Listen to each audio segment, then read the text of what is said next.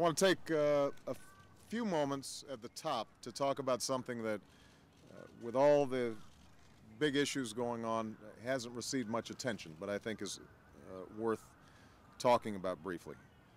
As some of you know, we have a humanitarian crisis that's taking place in Sri Lanka, and I've been increasingly saddened by the desperate news in recent days. Tens of thousands of innocent civilians are trapped between the warring government forces and the Tamil Tigers in Sri Lanka with no means of escape, little access to food, water, shelter, and medicine.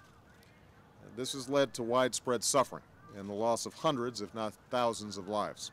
Without urgent action, this humanitarian crisis could turn into a catastrophe. Now's the time, I believe, to put aside some of the political issues that are involved and to put the lives of the men and women and children who are innocently caught in the crossfire, to put them first. So I urge the Tamil Tigers to lay down their arms and let civilians go. Their forced recruitment of civilians and their use of civilians as human shields is deplorable. These tactics will only serve to alienate all those who carry them out. I'm also calling on the Sri Lankan government to take several steps to alleviate this humanitarian crisis. First, the government should stop the indiscriminate shelling that has taken hundreds of innocent lives, including several hospitals. The government should live up to its commitment to not use heavy weapons in the conflict zone.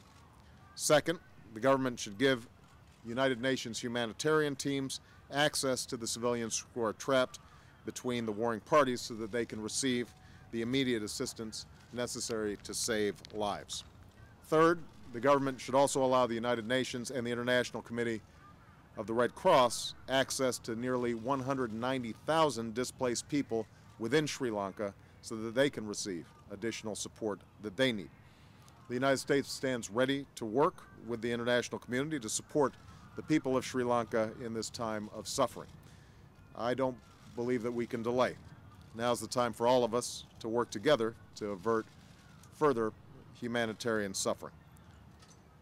Going forward, Sri Lanka must seek a peace that is secure and lasting and grounded in respect for all of its citizens. More civilian casualties and inadequate care for those caught in resettlement camps will only make it more difficult to achieve the peace that the people of Sri Lanka deserve. Now, let me also say a few words about an issue that I know you asked Robert Gibbs about quite a bit today, and that's my decision to argue against the release of additional detainee photos. Understand, these photos are associated with closed investigations of the alleged abuse of detainees in our ongoing war effort. And I want to emphasize that these photos that were requested in this case are not particularly sensational, especially when compared to the painful images that we remember from Abu Ghraib. But they do represent conduct that did not conform with the Army manual.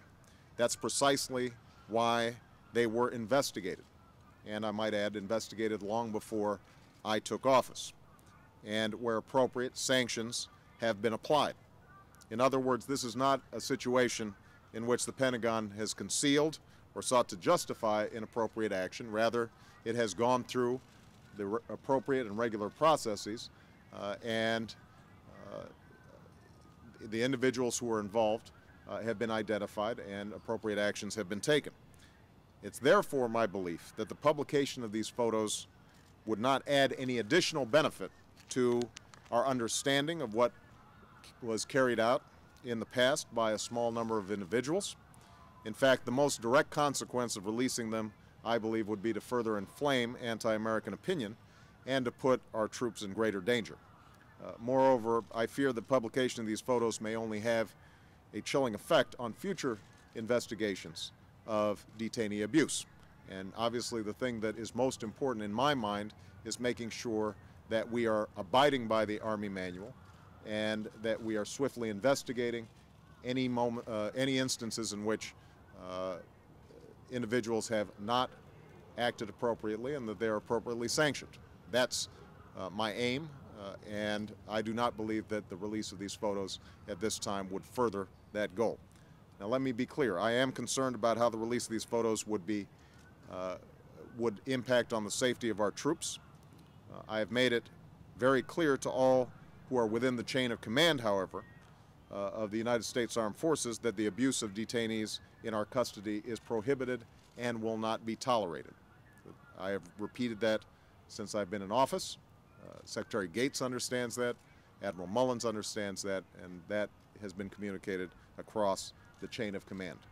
Any abuse of detainees is unacceptable. It is against our values. It endangers our security. It will not be tolerated. All right? Thank you very much, everybody. Sir, why did you change your